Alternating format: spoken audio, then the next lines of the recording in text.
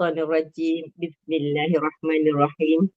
Alhamdulillahirabbil alamin wassalatu wassalamu ala asyrafil anbiya'i wal mursalin wa ala alihi wa sahbihi wasallim. Allahumma salli ala sayyidina Muhammad wa ala ali Muhammad wa ala alihi wa sahbihi ajma'in. Allahumma anta rabba wa Israel wa Israfil wa Mikail wa Muhammadun Nabi wa Rasulullah sallallahu alaihi wasallam. Wa na'udzubika minan nar. Allahumma a'inna ala zikrika wa syukrika wa husni ibadatik. Rabbi shrah li sadri wa yassir li amri wahlul 'uqdatam min lisani yafqahu qawli. Amma ba'd. Assalamualaikum warahmatullahi wabarakatuh. Salam sejahtera, salam ukhuwah pada yang berbahagia Al-Fadil Ustaz dan semua sahabat pencinta ilmu Allah yang dirahmati dan sentiasa dalam redha dan rahmat Allah yang menjadi pilihan Allah untuk duduk dalam majlis ilmu di taman-taman syurga ini. Syukur Alhamdulillah, rezeki itu rahsia Allah. Kuliah kita ini daripada Google Meet Gema Nur Iman yang adalah yang dipimpin oleh Puan Hajah Rosniati binti Mansur dan ditadbir urus oleh seluruh ahli jawatankuasa Gema Nur Iman. Akan dipimpin oleh yang berbahagia Al-Fadil Ustaz Muhammad Aizuddin bin Kamaruzaman dengan pengajian kita hari ini, pengajian berkitab Kisah Sahih Para Nabi Jilid 1. Bagi menambahkan keberkatan majlis, saya mohon ihsan Ustaz untuk memimpin bacaan umul kitab Al-Fatihah dan pahalanya kita hadiahkan kepada baginda Rasulullah sallallahu alaihi wasallam, keluarganya, para sahabatnya, para anbiya, para solihin, alim ulama, guru-guru kita, ibu bapa kita, keluarga kita dan semua para muslimin dan muslimat sama ada yang masih hidup ataupun telah kembali ke rahmatullah. Al-Fatihah. Bismillahirrahmanirrahim. Alhamdulillahi rabbil alamin. Ar-Rahmanir-Rahim. Maliki yaumiddin. Iyyaka na'budu wa iyyaka nasta'in. Ihdinas siratal mustaqim. Siratal ladzina an'amta 'alaihim ghairil maghdubi 'alaihim waladdallin. Amin. Amin amin ya rabbal alamin. Bagi meneruskan majlis, saya dengan penuh takzim menyerahkan majlis ini kepada Al-Fadil Ustaz dengan segala hormat dan penuh takzim. Dipersilakan Ustaz. Baik, bismillahirrahmanirrahim. Assalamualaikum warahmatullahi wabarakatuh. Alhamdulillahi rabbil alamin. Nahmaduhu wa nasta'inuhu wa nastaghfiruh wa na'udzu billahi min syururi anfusina wa min sayyiati a'malina. Man yahdihillahu fala mudilla lahu wa man yudlil fala hadiya lahu. Asyhadu an la ilaha illallah wahdahu la syarika lah wa asyhadu anna Muhammadan abduhu wa rasuluh. Allahumma himna rushdina wa'idna min syarri nafsina. Rabbi zidna ilman nafi'a warzuqna fahma. Allahumma fahman nabiyyin wa hifzal mursalin wa ilhamal malaikatil muqarrabin birahmatika ya arhamar rahimin. Amma ba'. Alhamdulillah. Pertamanya syukur pada Allah Subhanahu wa taala di atas kesempatan yang Allah izinkan kepada kita pada pagi ini untuk sama-sama kita berada di dalam halaqah ilmu. Semoga Allah Subhanahu wa taala melimpahkan kebaikan, kerahmatan, ketenangan dan juga keberkatan dalam kehidupan kita insya-Allah. Amin ya rabbal alamin. Baik, insya-Allah untuk pagi ini kita akan sambung lagi iaitu pembacaan kitab Sahih Qasasul Anbiya, iaitu kitab Sahih Para Nabi yang dikarang oleh Al-Hafiz Ibn Kathir, dan perbincangan kita masih lagi berada pada Nabi Adam alaihi salam. Jadi perbincangan kita adalah setelah Nabi Adam dan juga Hawa memakan buah larangan. Baik, apa yang berlaku? Okey, baik. Sementara tu sebelum kita nak bincang lebih lanjut, berkaitan tentang Nabi Adam AS dan juga Hawa AS, setelah mereka berdua makan daripada pohon yang dilarang oleh Allah Subhanahu wa taala, lalu Allah Subhanahu wa taala pun menyebutkan iaitu kedua-duanya itu dalam keadaan yanzi'u anhuma libasahuma liyuriyahuma sawatihima. Allah Ta'ala menyebutkan maka kedua-duanya itu dilucutkan pakaian kedua-duanya lalu diperlihatkan aurat mereka. Okey. Ini menunjukkanlah keadaan mereka yang melakukan dosa itu segera terus dihukum oleh Allah Subhanahu wa taala. Dan ini adalah sebahagian daripada perkara yang kita fahami sebagai umat baginda Nabi sallallahu alaihi wasallam. Kita rasa beruntung sebab setiap keaiban kita, dosa dan kesilapan yang kita lakukan, Allah tidak membalas serta-merta, tetapi Allah Ta'ala menangguhkan. Ini adalah sebahagian daripada sifat kasih Allah kepada kita dan sifat Allah Tuhan yang memberi taubat. Bayangkanlah kalau kita buat hari ini kesilapan, terkata kawan tadi ke, terkutuk kawan ke, terus Allah Ta'ala hukum. Macam mana keadaan kita? Okay, macam mana keadaan kita lah? Sehari berkali-kali lah dihukum. Bayangkan. Tetapi Allah Subhanahu Wa Ta'ala kasih kepada kita, dia menangguhkan. Kita mungkin pernah bincang sebelum ni, Allah Ta'ala punya kasih kepada kita, Allah Ta'ala tangguhkan setiap dosa yang kita lakukan. Sudahlah dia tangguhkan, lalu Allah Ta'ala panggil kita supaya kembali kepadanya melalui ujian-ujian yang Allah timpakan. Dengan ujianlah menjadi wake up call kepada kita, tersedar, oh saya tersalah, dan akhirnya kita kembali pada Allah. Bila kita kembali kepada Allah, kita pun bertaubat, Allah terima taubat kita. Sudahlah taubat diterima, Allah berikan ganjaran, doanya mustajab, Allah berikan kesenangan kehidupan, kemudian Allah Ta'ala memberikan jalan keluar, dan di hari akhirat pula Allah berikan pengampunan, Allah berikan pahala, dan Allah berikan ganjaran syurga. Okey, ini adalah satu kelebihan lah yang Allah Ta'ala bayangkan. Dan di sini ada beberapa isu yang kita akan bincang selepas ni, iaitu selepas Adam dan Hawa memakan buah larangan, menyebabkan Adam dan Hawa ini dikeluarkan oleh Allah daripada syurga. Okey. Lalu ada satu hadis riwayat daripada Al-Imam Bukhari bercerita berkaitan tentang Nabi Musa alaihi salam telah menyatakan argument dia kepada Adam AS. Ini nanti kita bincanglah. Saya nak bagi bayangan je dulu.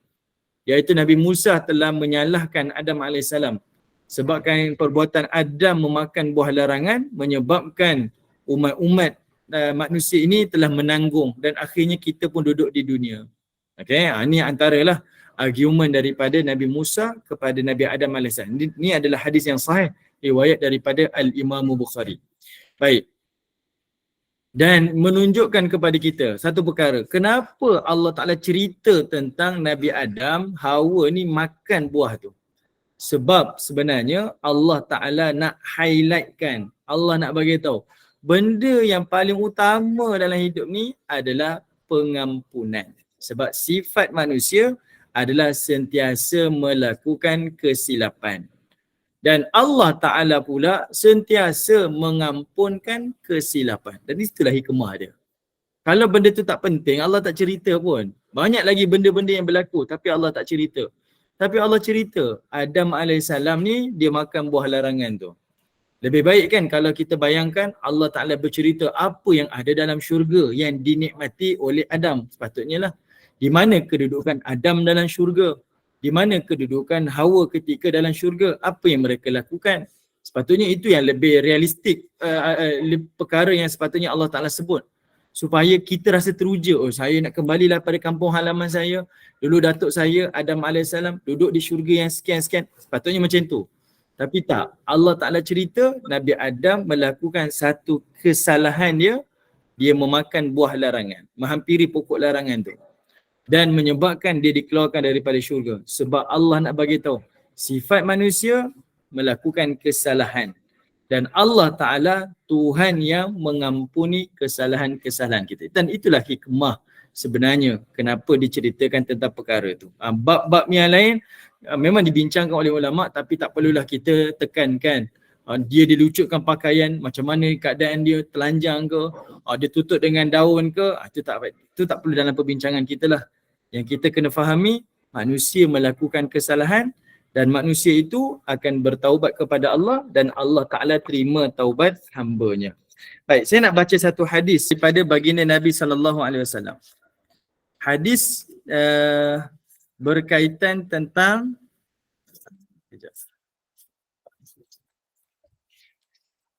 Okey, hadis daripada Amru bin Al-As. Ni saya nak cerita sikit hadis ni. Nak cerita manusia ni melakukan kesalahan dan melakukan kesilapan. Okey. Apa yang berlaku di dalam hadis yang sahih ni, riwayat daripada Al-Imam Tirmizi, sanadnya sahih. Amru bin Al-As kata apa? Nabi dia pernah cerita kepada sahabat Nabi. Nabi kata apa? Innallaha sayukhallisu rajulan min ummati. Allah telah keluarkan ada salah seorang daripada umat Nabi ni, salah seorang lelaki, ala ru'usil khalaiq yaumal qiyamah. Lalu lelaki ni dia pun duduk di hadapan Allah, di hadapan para makhluk. Maksudnya dia nak dihisap oleh Allah. Okey, dia nak dihisap oleh Allah, disaksikan oleh makhluk-makhluk yang lain. Fayanshuru alaihi tis'atan wa tis'ina sijjilan. Lalu Allah bentangkan kepadanya 99 buku catatan amal dia. Lembaran amal itu Allah bentangkan. Dibentangkan 99. 99 ni adalah menunjukkan gambaran betapa detailnya catatan amal kita. Allah bentangkan. Lalu kata Nabi, kullu sijil, satu lembar tu pula maddul basar, sejauh mata memandang. Kita boleh bayangkanlah betapa telitinya catatan amal-amal yang kita lakukan. Lalu dikatakan thumma yaqulu lahu, lalu Allah berfirman. Allah kata apa? Atunkiru syai'an min hadza.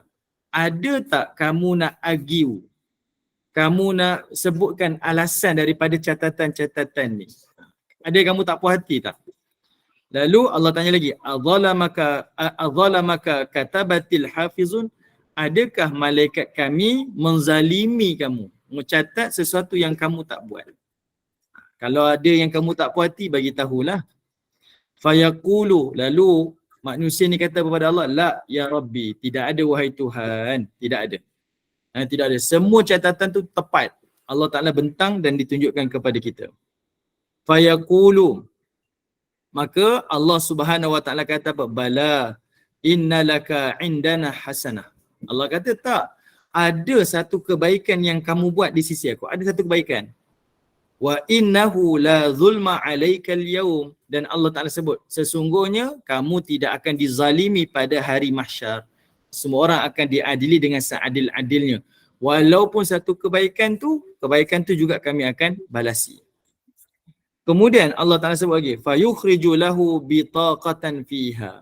Lalu Allah Ta'ala bawa keluar ada satu perkara, iaitu catatan asyhadu an la ilaha illallah wa anna muhammadan abduh wa rasuluh, iaitu catatan syahadah daripada manusia tu. Fayaqulu, Allah pun berfirman kepada malaikat, uhdur waznak, bawa catatan tu dan timbangkan. Manusia ni kata apa? Ya Rabbi, ma hadhil bitaqa, ma hadhis sijilat. Allah kata, laki ni kata, wahai Allah, tak payah timbanglah dengan hanya satu catatan asyhadu alla ucapan aku, dengan lembaran-lembaran dosa aku ni tak payah timbang. Aku tahu lembaran dosa lebih berat daripada catatan asyhadu alla ni. Tak payah timbanglah. Fayaqulu, Allah kata apa? Innaka la tuzlam. Tak apa, kamu tak akan dizalimi. Walaupun sekecil amalan buat, timbang, kita timbang. Kita takkan zalimi sesiapa. Qala, kata Nabi SAW, fatuda'u sijjilat fi kiffah wal bitaqa fil kiffah. Lalu Allah letakkan lembaran dosa tadi tu, amal dia di satu timbangan. Allah Ta'ala letakkan kalimah syahadah tu di satu timbangan. Fatashatis sijjilat wa thaqulatil bitaqah. Yang timbangan catatan asyhadu alla tu lebih berat daripada lembaran tu. Okey, nak bagi tahu apa pada ibu-ibu? Manusia ni kalau nak ditimbang amal dia, kita takut sebenarnya kita tak terlepas daripada kesilapan. Tak terlepas daripada dosa kita. Memang banyaklah. Dan itulah yang ditunjukkan oleh Allah pada kisah Nabi Adam AS. Sebab tu kisah tu dia highlight kan. Sebab dosa kita ni memang banyak. Manusia dah di hadapan Allah pun gerun dah tengok amal dia. Saya tak boleh tengok lah ya Allah. Banyaklah. Bahkan tak payah timbang lah. Tapi Allah nak bagi tahu dia Tuhan penerima taubat. Dan dia Tuhan yang akan adili kita seadil-adilnya walaupun sekecil-kecil amat. Jadi bila ditimbang kat situ, tengok perkataan syahadah tu, Kalimah tayyibah tu lebih berat daripada amal-amal yang pernah kita lakukan. Punyalah Allah Ta'ala ni kasih pada kita dan dia tetap mencari ruang yang kita buat amalan ni untuk diampuni dosa-dosa yang kita telah lakukan. Okay? Jadi kita boleh fahamilah daripada kenapa hikmah Allah Ta'ala cerita tentang Adam makan buah tu. Bukan nak cari salah siapa. Yang kita tahu salah tu pada iblis, bukan pada Adam dan juga bukan pada Hawa. Tapi salahnya tu musuh yang kita kenal, iblis. Sebab macam kita hari ni lah, bergaduh dengan si fulan, kita nampak pergaduhan tu antara si fulan dengan si fulan. Tapi kita terlupa siapa yang jadi batu api. Terlupa. Tu yang kita terlepas pandang. Allah Ta'ala beritahu, iblis itulah yang sejahat-jahat musuh kamu. Dan yang keduanya, Allah cerita benda tu sebab nak bagi tahu manusia bersifat melakukan kesilapan. Dan Allah Ta'ala pula memberikan pengampunan tanpa jemu kepada hamba-Nya. Khalas, benda itulah yang kita kena highlightkan. Dan benda itulah yang selalu kita kena ingatkan dalam kehidupan kita. Okay? Baik, selesailah cerita berkaitan tentang perbincangan kita pada minggu yang lalu. Hari ini kita nak tengok pada surah Al-A'raf. Apa yang berlaku kepada Nabi Adam AS dan juga Hawa. Pada surah Al-A'raf, kita tengok, iaitu terus pergi kepada ayat yang ke-22. Okay.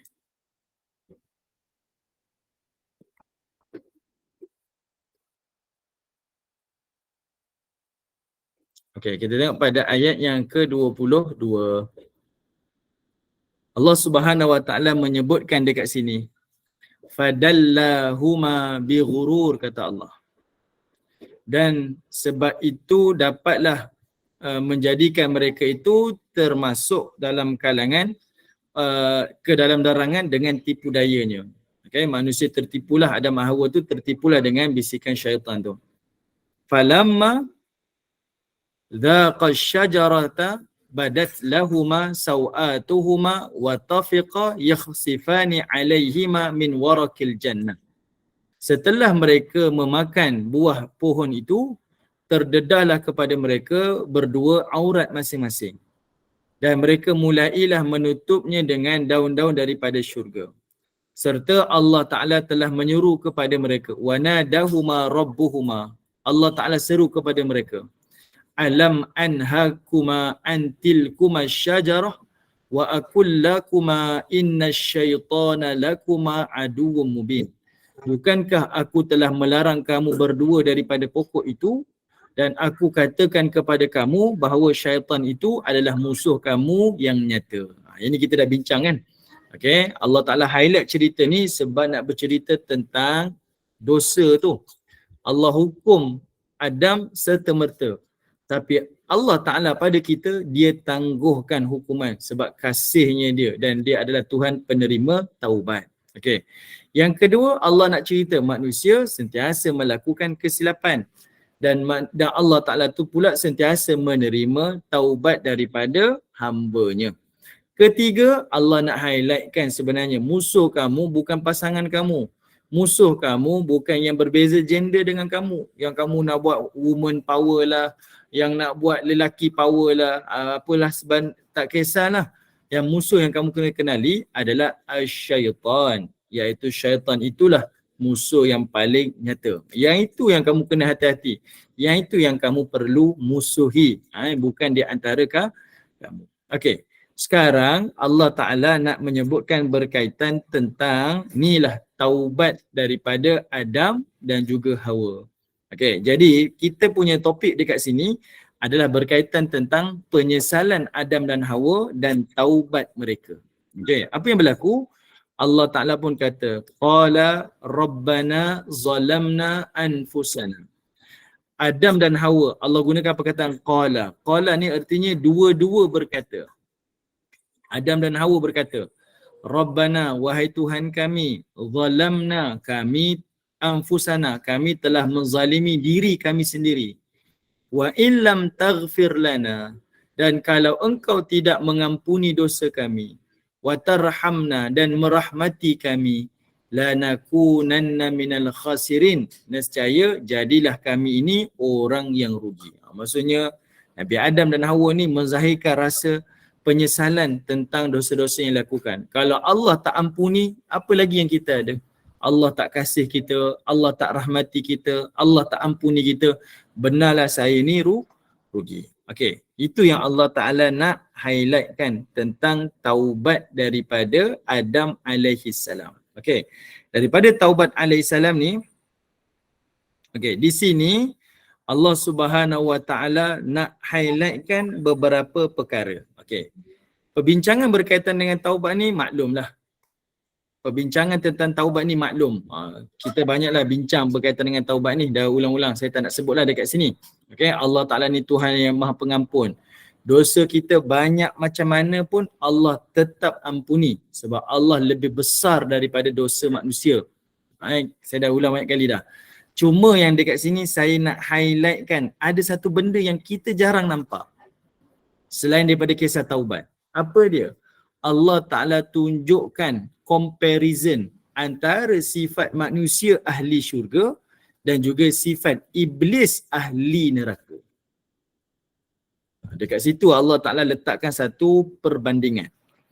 Ada sifat manusia ahli syurga iaitu Adam sebagai teladan kita, dan yang keduanya iaitu sifat iblis sebagai ahli neraka. Okey, baik. Sebelum kita pergi lebih jauh lagi ibu-ibu, saya rasa saya tak laju kan? Laju sangat ke? Sedap Ustaz, cantik huraian jelas. Okey, baik.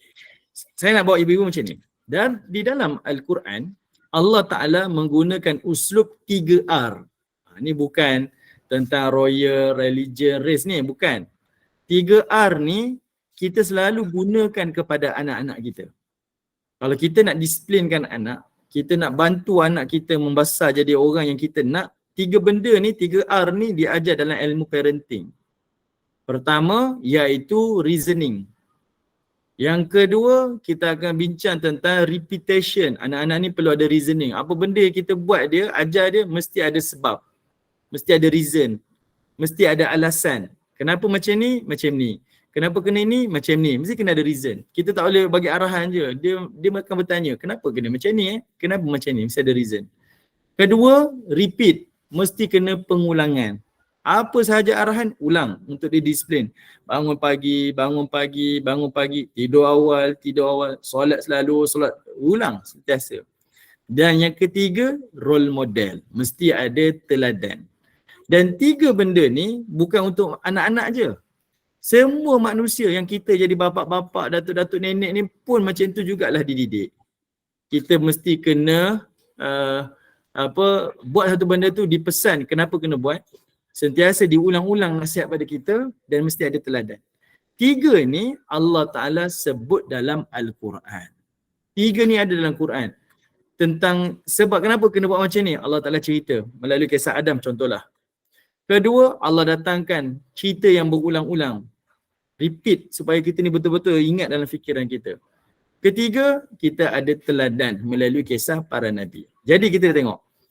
Adam AS ni Allah Ta'ala cerita berulang-ulang. Dia taubat. Dalam Al-Baqarah ada. Al-A'raf yang kita bincang ni pun ada. Dia dikeluarkan, dia taubat. Kenapa tuan-tuan? Sebab Allah Ta'ala bukan sekadar cerita tentang taubat Adam sebagai teladan pada kita, tapi Allah nak tunjukkan kita ada role model. Adanya teladan melalui Adam dengan kisah iblis. Okey, apa teladan dia ibu-ibu ayah? Okey, apa teladan dia? Sekejap saya nak tunjuk sikit. Okey. Teladan melalui kisah Adam dengan iblis ni banyak. Okey. Teladan melalui kisah Adam dan iblis ni banyak. Apa teladan dia? Iaitu dekat sini Allah nak tunjukkan kalau manusia yang bersifat dengan ahli neraka, bila dia melakukan satu kesilapan dan satu dosa, dia serta-merta mengakui dosa yang dia buat. Mengakui serta-merta tentang kesalahan yang dia buat. Dan dia menzahirkan keperluan dia kepada Allah Ta'ala. Dan ini yang ditunjukkan oleh Adam AS. Bila dia buat, dia tersalah. Saya buat ni salah. dan dia kembali kepada Allah, menunjukkan dia perlukan kepada Allah Ta'ala. Sebab itu dia gunakan perkataan wa illam taghfir lana wa tarhamna lanakunanna minal khasirin. Kalau engkau Tuhan tak ampuni kami, tak rahmati kami rugi. Menunjukkan Allah penting dalam hidup kita. Itu sifat ahli syurga yang kita kena teladani melalui kisah Adam. Tetapi iblis pula sebagai ahli neraka, bila dia melakukan kesalahan, apa dia buat? Dia tak akui salah dia. Betul? Bila dia buat salah, dia tak akui salah dia. Bahkan dia tuduh orang lain yang membuatkan dia rasa salah. Kenapa saya salah pula? Yang salah Adam. Dia tunjuklah Adam ni lemah lah. Adam tu kesalahan dia lah. Itulah. Sekarang kita tunjuk jari tu pada diri kita. Sejauh mana saya hari ni buat salah, saya akui. Dan sejauh mana hari ni saya buat salah, saya salahkan orang lain. Benda tu yang sebenarnya yang kita kena cerminkan kepada diri kita. Saya buat salah, saya salahkan orang lain ke? Ataupun saya buat salah, saya akui, saya salah lah. Dan kita cepat-cepat perbaiki salah kita. Ataupun hari ni kita buat salah dan kita salahkan orang lain. Biasakan macam tu kan? Bila kita buat satu kesalahan, kenapa salah? Sebab dia ni lah. Kalau dia tak buat macam ni, mesti saya tak buat macam ni. Oh, mudah aja kita salahkan. Dan itu sebenarnya yang Allah Ta'ala nak tunjukkan perbezaan sifat ahli syurga dan juga sifat ahli neraka. Okay, orang yang buat kesalahan, dia mengaku salah dia. Dia bertanggungjawab sepenuhnya dengan kesalahan yang dia buat. Dan dia tak menunjuk kesalahan itu kepada orang lain. Sebab kalau kita tunjuk salah orang, contohlah, kita ambil dalam sudut dunia lah. Orang yang tak ada agama contoh. Dia buat satu kesalahan, semua orang salah, dia betul. Apa jadi pada diri dia? Dia tak belajar sesuatu kan? Dia tak akan memperbaiki dirinya. Bahkan dia melihat dia yang paling betul, orang lain yang paling salah. Itu yang berlaku. Dan itu sebenarnya sifat yang ada pada iblis. Berbanding orang yang buat salah dan dia sedar, salah lah, dan dia perbaiki. Apa jadi pada dia? Dia menjadi orang yang sentiasa belajar untuk menjadi lebih baik. Okay? Itu satu perbandingan sebenarnya antara sifat ahli syurga dan sifat ahli neraka. Baik, saya nak bawa ibu-ibu lebih dalam sikit lagi. Kita nak tahu perbandingan Adam dan Hawa, Adam dan juga iblis. Okey. Di dalam kajian para ulama kita, di dalam kajian para ulama kita, iaitu mereka mengeluarkan ada beberapa, kita kata kias melalui nas Al-Quran ni lah. Dia panggil nas khilqah, iaitu nas asal kejadian manusia ni. Yang mana iblis, dia menjadikan kita sebagai satu panduan. Jangan buat macam iblis. Dan Adam menunjukkan kita satu teladan, buat macam Adam AS. Okay. Apa dia? Iblis kalau kita tengok dalam hujah-hujah dia, okay, iblis ni kalau letak daripada hujah-hujah dia, dia kata apa? Aku ni ana khairu minhu, aku lebih baik daripada Adam. Sebab Adam daripada tanah, khalaqtani min nar, aku ni kau cipta daripada api, wa khalaqtahu min tin, dan kau ciptakan Adam daripada tanah. Seolah-olahnya macam ada satu perkara, api lebih baik daripada tanah. Iblis telah mengeluarkan kenyataan yang macam itulah. Kenapa dia jadi lebih baik? Sebab dia api, Adam daripada tanah. Okey, itu pertama. Yang kedua, iblis menunjukkan kepada kita kononnya mulianya seseorang itu adalah daripada asal dia, bukan daripada cabang dia. Benda ni macam tak faham kan? Soalan saya bagi contoh contoh macam ni. Kalau nak tahu seorang tu mulia, kena tengok pada asal dia. Kalau dia ni anak daripada kelahiran yang tidak sah taraf, anak daripada perzinaan, kita sebagai manusia, kita kata anak ni salah ke mak bapak dia salah? Mestilah kita kata mak bapak dia salah, anak ni tak salah, betul? Tapi kalau kita tengok cara iblis berfikir, tak. Iblis kata, kami daripada api, kamu daripada tanah. Kita punya mulia ni ditentukan daripada asal kita. Asal saya daripada api, maksud mulialah saya ni. Walaupun saya buat salah, tak kisahlah, saya mulia. Kamu pula tak mulia walaupun kamu baik, sebab kamu daripada tanah. Jadi kita nafikan lah. Ini cara iblis berfikir. Iblis berfikir. Sebab itu kita tak boleh menilai mulia seseorang itu melalui keturunan dia ataupun melalui asal dia. Sebab itu bukan cara fikir yang betul. Dan iblis ni dia tunjuk macam mana kias yang iblis guna ni untuk jawab hujah dia. Okay. Ketiga, ni ibu kena dengar sungguh, kalau tidak nanti tercicir, nanti tak faham. Okay, yang ketiga iaitu nak menunjukkan kepada kita kelebihan dan kemuliaan itu tidak akan tunduk kepada sesuatu yang tidak mulia. Sesuatu yang mulia itu tak akan tunduk kepada sesuatu yang tidak mulia. Ini 3 hujah daripada iblis. Saya ulang lagi sekali ibu. Pertama, iblis tunjukkan api lebih baik daripada tanah. Api lebih afdal daripada tanah. Kedua, mulianya seseorang itu berdasarkan kepada asal dia. Kalau dia contohnya, sebab dia, iblis kata dia daripada api mulia, berarti dia mulia. Adam daripada tanah berarti dia hina. Jadi kalau dalam kehidupan kita, kalau asalnya mulia, mulialah dia, keturunan tu mulialah. Kalau keturunannya tak mulialah dia. Okay, kita akan argue benda-benda ni. Okay, yang ketiga, semua benda yang mulia itu tak boleh tunduk kepada benda yang tak mulia. Okay, 3 benda ni adalah hujah iblis. Baik. Abdullah bin Abbas mengatakan ucapan iblis yang 3 tu adalah satu kesalahan dan kesilapan. Saya nak bawa ni supaya kita belajar daripada perangai iblis ni. Kita nak compare iblis punya perangai yang Allah Ta'ala sebut dalam Quran ni. Okey. Sebab apa? Kata Abdullah bin Abbas, bila iblis kata aku daripada api, engkau daripada tanah, berarti aku lebih mulia daripada engkau, datangkanlah satu dalil yang mengatakan api lebih baik daripada tanah. Datangkan satu dalil. Apa dalil api lebih baik daripada tanah? Tidak ada satu pun dalil yang bercerita tentang api lebih baik daripada tanah. Tak ada. Sedangkan Allah cipta api ada fungsi dia, Allah cipta tanah ada fungsi dia. Allah tak pernah bezakan pun. Tiba-tiba iblis pula boleh kata aku ni api, kau tanah. Api lebih baik daripada tanah. Ibu-ibu faham tak? Faham Ustaz. Maknanya dia lebih kepada cara pandang. Dia judge sendiri. Allah sangat bahaya. Jadi kita macam tu juga kan. Kadang-kadang kita menilai tu tak ada bukti, kita mencakap je. Saya guna logik saya, api lebih baik daripada tanah. Selalu kita dengar. Iblis selalu mengaku, aku daripada api, Adam daripada tanah. Aku lebih baik daripada Adam. Apa sebab kamu baik? Kamu api, dia tanah. Datangkan bukti kepada saya. Mana bukti yang Allah kata api lebih baik daripada tanah? Kenapa kena datang bukti daripada Allah? Sebab dia ciptakan. Mestilah dia akan sebut api lebih baik daripada tanah. Api lebih baik daripada tanah. Tapi tak ada. Jadi ini yang disebutkan oleh Abdullah bin Abbas. Dia kata, apa dalil, apa bukti yang mengatakan api lebih baik daripada tanah? Yang disampaikan iblis boleh kata macam tu. Itu pertama. Okey. Kemudian, Abdullah bin Abbas pula, dia menunjukkan kepada kita, sebenarnya kalau nak banding api dengan tanah ni mana yang lebih baik, dia kata, tanah ada kelebihan lebih daripada api. Dia kalau nak bandingkan dia tu, tanah ada kelebihan berbanding daripada api. Kenapa?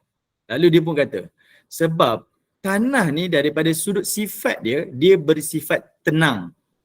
Dia bersifat tetap. Dan dia bersifat stabil. Dan itulah yang menjadi sifat kepada Adam AS. Bila dia buat silap, dia bertaubat. Dia tawaduk dan dia merendah diri. Okay. Dan itu menjadi sifat kepada manusia kan? Sifat tanah tu bersifat tenang, tetap dan stabil. Okay. Manusia, Adam AS jadi contoh. Bila dia melakukan kesalahan, dia bertaubat, dia tawaduk dan dia merendah diri.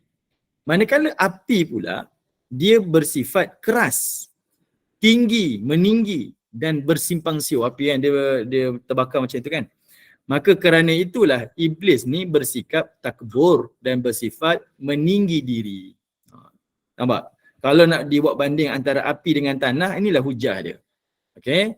Kemudian kedua pula, ada satu nas daripada satu dalil yang menunjukkan tanah syurga ketika itu adalah berbau kasturi wangian dia. Namun tidak ada satu pun nas yang bercerita di dalam syurga adanya api. Okey, di dalam syurga tidak adanya api. Kalau nak cerita tentang syurga, api dengan tanah ni, dalam syurga ada tanah dan tanah tu berbau kasturi. Tetapi dalam syurga tidak ada satu pun nas bercerita dalam syurga adanya api. Kan ada satu ucapan yang lucu lah, ni bukan dalil tapi dia lucu. Saya dengar Ustaz Abdul Samad sebut, ada orang tanya pada dia, Ustaz, boleh ke penghuni syurga ni buat apa sahaja yang dia nak? Ustaz Abdul Samad kata boleh, semua benda dia boleh buat, semua boleh. Lalu orang ni pun tanya, kalau macam itu isap rokok pun boleh lah dalam syurga. Sebab terkenal lah orang Indonesia ni memang jenis macam tu kan. Ustaz Abdul Samad cerita, ni bukan saya nak merendahkan satu bangsa, tidak tapi dia cerita. Lalu dia kata, boleh dalam syurga nak merokok pun boleh, tetapi apinya ambil lah daripada neraka, dia kata. Sebab tak ada api dalam syurga kan, api tu ada daripada neraka. Okey. Jadinya tidak ada satu dalil pun kata ada api dalam syurga. Wallahu a'lam, saya tak tahu. Tapi ini disebutkanlah di dalam ucapan Abdullah bin Abbas. Okey. Baik, ketiga, api pula menjadi sebab kepada azab siksaan. Manakala tanah tak terlibat pun, bila cerita azab tak ada sebut pun tentang tanah. Tapi bila sebut api, kita dapat gambaran dia sebagai azab. Keempat, tanah ni tak berhajat kepada api. Tanah tak berhajat kepada api. Tetapi api pula berhajat kepada tanah. Sebab apa? Api berhajat kepada tempat. Bila tempat mesti ada tanah. Okey. Kemudian di atas tanah kalau diletakkan benih, tumbuhlah buah-buahan, tumbuhlah pepohon. Tetapi kalau sesuatu yang diletakkan di atas api, dia tak menghasilkan pohon, dia tak hasilkan tumbuh-tumbuhan ataupun buah-buahan. Tapi yang akan terhasil adalah debu dan juga hapuk sahaja.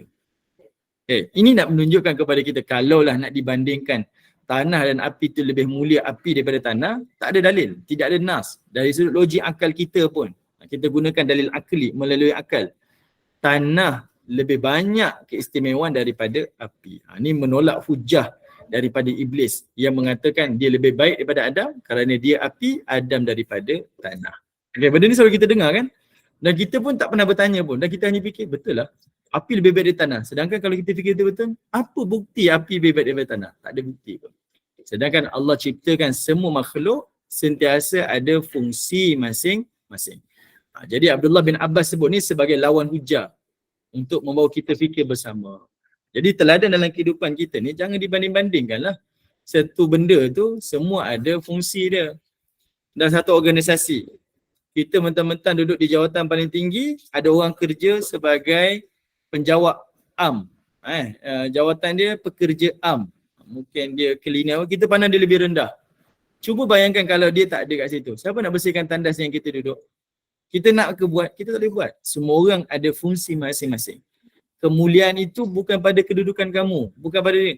Tapi semua tu ada fungsinya. Sebab itu istilah kita, dia ni tukang sampah. Bukan tukang sampah, dia adalah tukang pembersih. Tukang sampah yang kerja buang sampah tu, itu tukang sampah. Dia adalah pekerja pembersih. Sebab itu kita pergi sekian negara, dia tak malu. Dia bangsa yang menduduki negara tu, dialah bangsa yang membersihkan negara tu. Kita tak. Kita rasa kita orang besar, kita tuan, kita jadi tuan dekat tanah kita. Yang tukang sampah siapa? Yang cuci kebersihan ni. Kita letak bangsa lain. Seolah-olahnya kita mulia. Sebenarnya tidak. Kemuliaan itu pada semua orang. Bukan pada pembeza-pembeza yang kita letakkan mengikut akal kita. Okay? Iblis buat macam tu. Dia melihat dia lebih baik dan lebih mulia daripada Adam alaihi salam. Okey, baik. Kemudian kita tengok apabila iblis ni dia katakan dia mulia sebab asal dia daripada api. Kalau asal dia api dia mulia, maka dia ni mulialah, keturunan dia mulialah. Manakala Adam tu asalnya tanah, maka keturunan Adam hinalah sebab daripada tanah. Kalau kita kata macam tu, kita tolak. Sebab apa? Kita tengok. Kalau asalnya daripada mulia, tak semestinya keturunan dia mulia. Kita ambil contoh macam kisah Nuh. Kalau dia ni asalnya Nuh mulia sebagai Rasul, sebagai Nabi, anaknya telah melakukan kesyirikan pada Allah.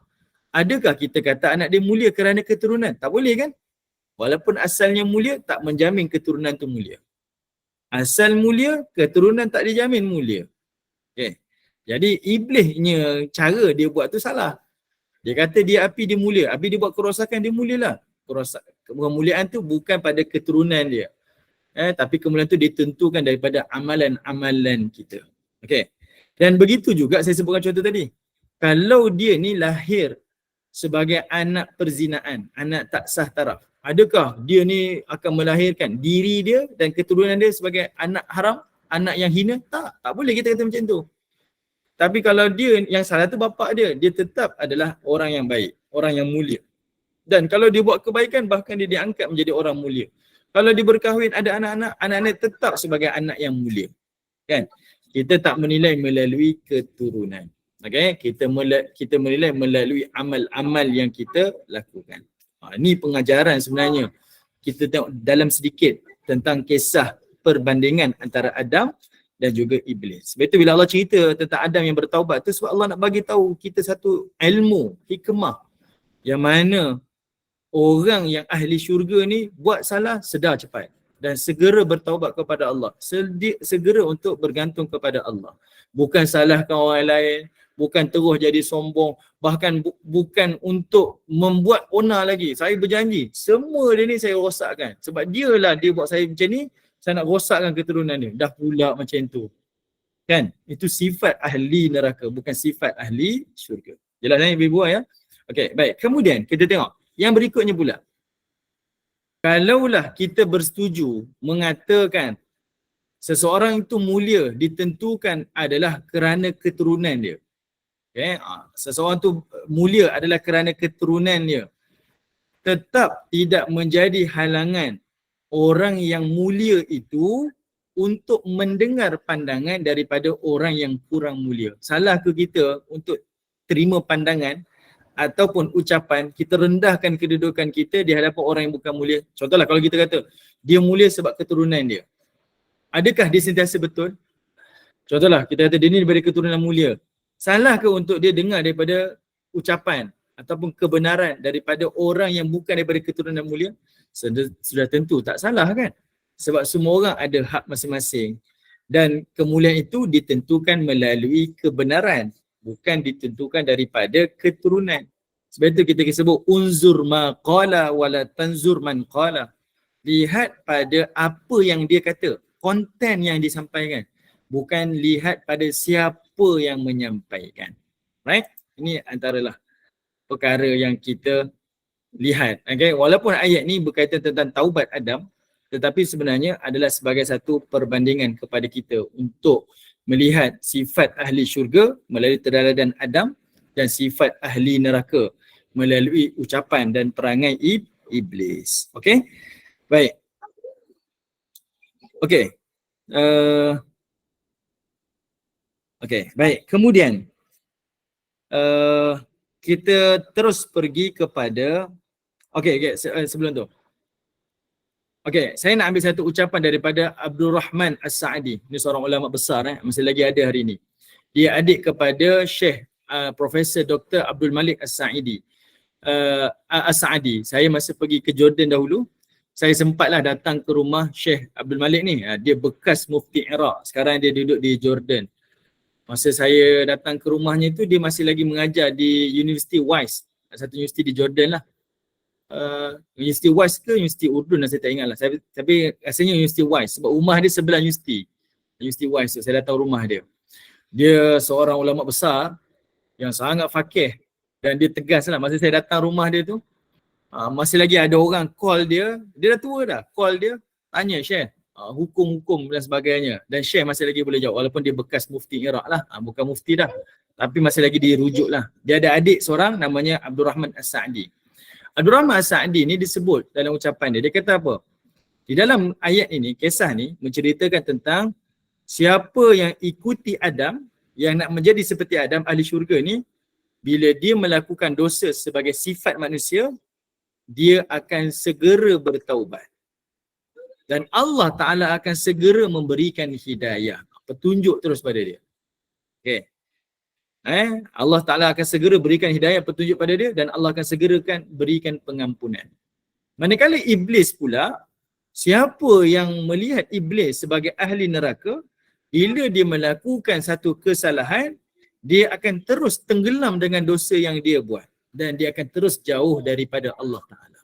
Dia buat dosa, dia tak mengaku, dia jadi lebih sombong lagi.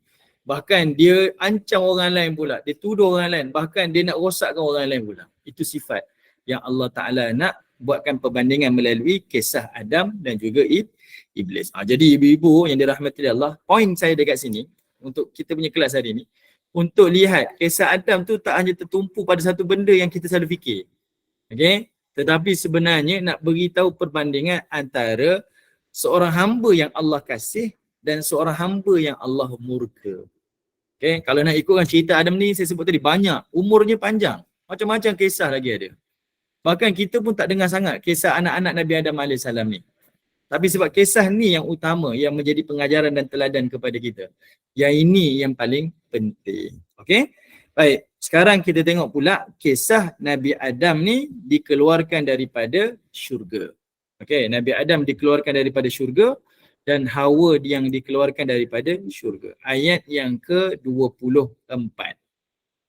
Okay. Allah Subhanahu Wa Taala menyebutkan. Sebelum tu ada soalan ke ibu-ibu?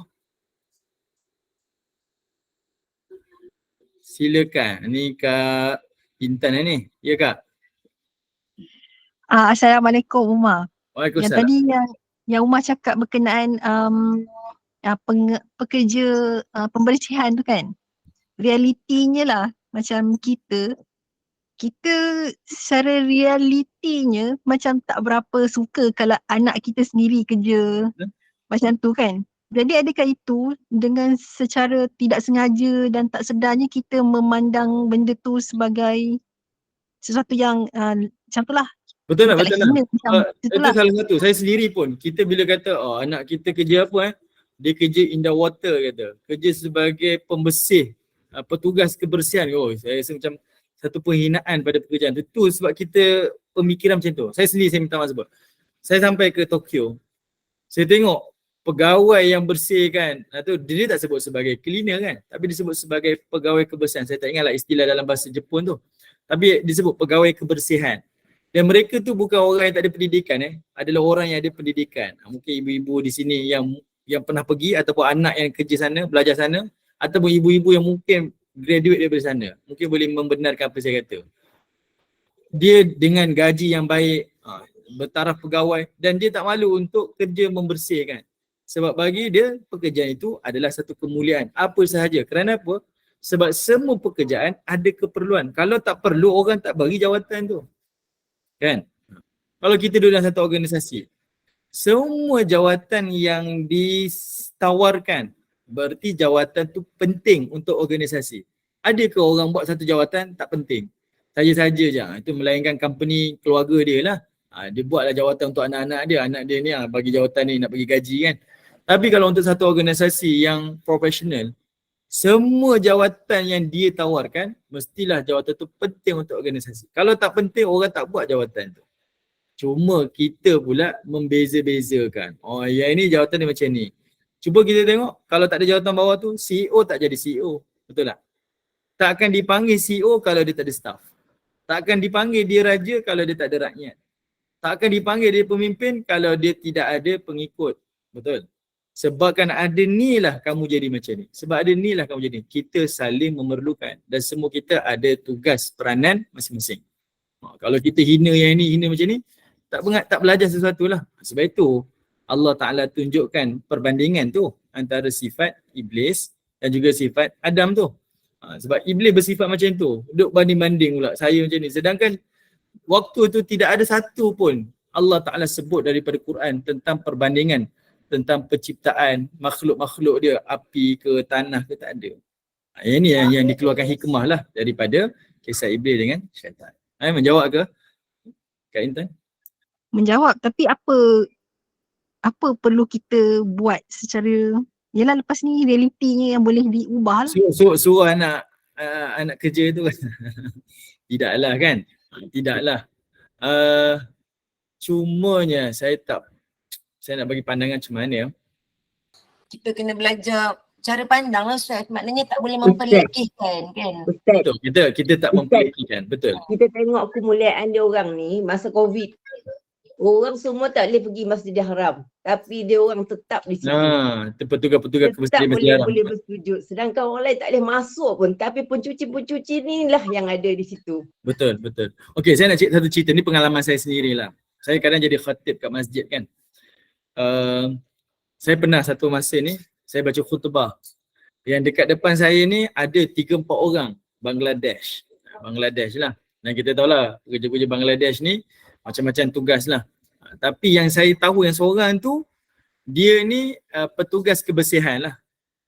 Sebab ada baju dipakai tu ada tulisan sekian company yang bersihkan ni lah. Kalau kat perumahan kan dia ada lori sampah kan datang kan. Jadi baju dia bukan kata kotor, baju dia bersih. Cuma dia punya baju tu tulisan kerja dia tu lah. Kita tahu dia petugas tu. Nak je ceritanya masa saya khutbah tu lalulah tong derma sedekah masjid tu kan. Saya rasa sangat malu lah bagi saya lah. Orang lain biasalah kita RM1, RM5. Yang dia keluar tu RM50. Yang itu saya paling terkesan. Waktu saya baca khutbah kat depan ni, paling terkesan. Dia keluarkan duit tu RM50. Kalau kita RM1, kalau sedekah RM1, RM10. RM10 tu dah mungkin shaking dah tangan kita ni. Oh banyak sangat saya keluarkan duit. Saya rasa lah. Tapi dia boleh keluar RM50. Saya rasa sangat, kita tengok pekerjaan seseorang tu macam tu. Macam ni. Tapi bila kita tengok amal dia, kita, ya Allah, saya tak macam tu lah. Betul kan? Okay? Bonda Aisyah, silakan Bonda Wan. Assalamualaikum Ustaz. Waalaikumsalam. Baik, daripada cerita tu saya nak berkongsi lah apa yang jadi amalan. Mungkin amalan orang lain juga, bukan amalan saya je. Setiap pagi apabila masuk ke kamar mandi, kita mencucikan badan kita dan kita juga melepas hajat. Ustaz tahu tak, apabila saya pam tandas tu, kadang-kadang saya menangis. Dan saya amat terlampau bersyukur. Ya Allah, ya Tuhanku, nikmat yang kau beri. Ada orang kerja pembentung mencuci segala najis. Kalaulah mereka tak ada, siapa yang nak bekerja untuk ini? Sedangkan setiap hari semua orang memerlukan kebersihan daripada melepas hajat tu. Jadi di samping itulah kita berdoa supaya mereka ni dimurahkan rezeki, dan ucapan terima kasih tu tak lepas daripada hati kita.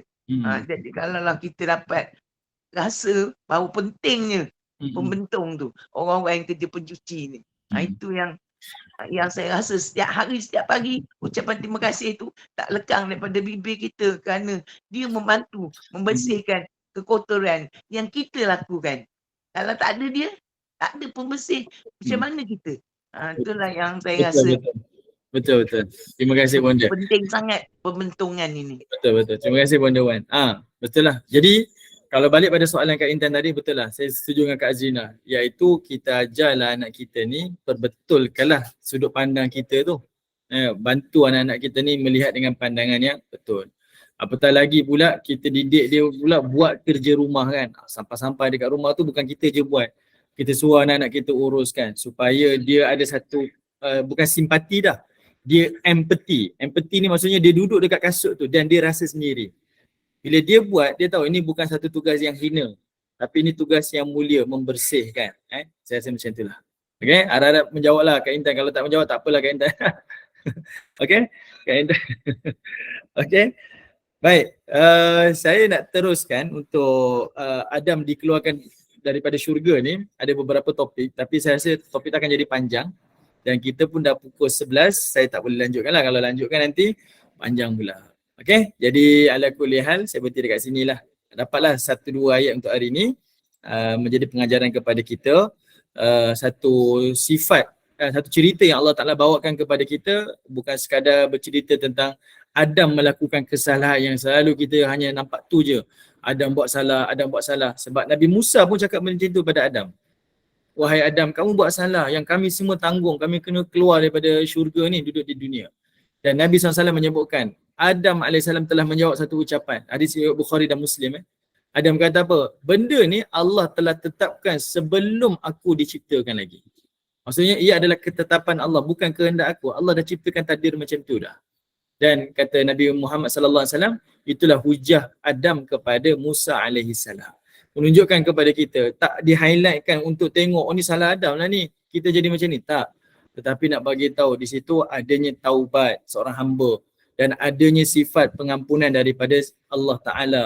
Kemudian dia ajarkan kepada kita siapa musuh kita, bukan sesama kita manusia ni, tapi musuh kita adalah iblis. Dialah batu api yang kita bergaduh hari ini. Palestin, Israel ni semua manusia sama je. Yang jadi batu api yang inilah iblis.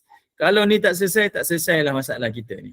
Dan yang ketiganya iaitu menunjukkan perbandingan sifat makhluk ahli syurga dan makhluk ahli neraka melalui Adam dan juga iblis. Wallahu ta'ala a'lam. Terima kasih kepada semua. Saya serahkan kepada Bonda Ann. Ya, Alhamdulillah. Ada lagi ke yang nak tanya soalan, Ustaz? Tak payahlah. Okey. Okey, kita Tak tutup aci, bagi Ustaz. kita. Pukul 11 tak ada hal lah tu. Auzubillah minasyaitanir rajim. Bismillahirrahmanirrahim. Alhamdulillah. Alhamdulillah syukur pada Allah. Kuliah duha kita ni sedih pula, Ustaz.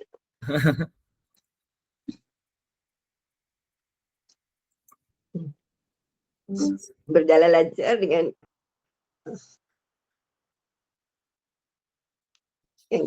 kisah Adam dan Hawa. Masya Allah. Luasnya kisah Adam ni, banyaknya pengajaran dari bab ini.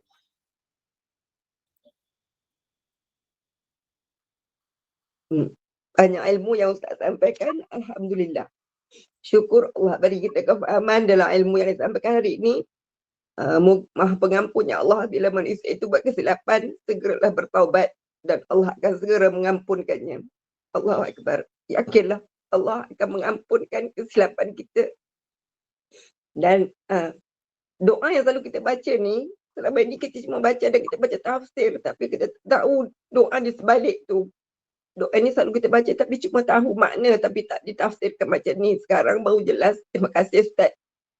Kita tangguh pengajian kita hari ini. Kita sambung lagi minggu depan insya-Allah. Terima kasih semua jemaah. Saya mewakili Kemenur Iban, mohon maaf anda ada sebab kekurangan dalam majlis kita ini. Sekarang baik itu daripada Allah dan yang buruk itu adalah daripada kami sendiri. Kita jumpa nanti pada kuliah asar insya-Allah petang nanti bersama Ustaz Ilin Aminin dengan kitab pengajiannya nanti insya-Allah. Bagi menutup majlis, mohon Ustaz bacakan doa penutup tasbih kafarah dan surah Al-As. Dan saya akhiri dengan wabillahi taufiq wa hidayah. Wassalamualaikum warahmatullahi wabarakatuh. Silakan Ustaz. Baik, bismillahirrahmanirrahim. Subhanallah wa bihamdi, subhanakallah wa bihamdika asyhadu an la ilaha illa anta wa astaghfiruka wa atubu ilaik. Subhana rabbika rabbil izzati amma yasifun wa salamun alal mursalin walhamdulillah. Wal 'asr innal insana lafi khusr illa alladhina amanu wa 'amilus solihat wa tawassaw bil haqq wa tawassaw bis sabr walhamdulillahi rabbil alamin. Terima kasih semua. Assalamualaikum warahmatullahi taala wabarakatuh.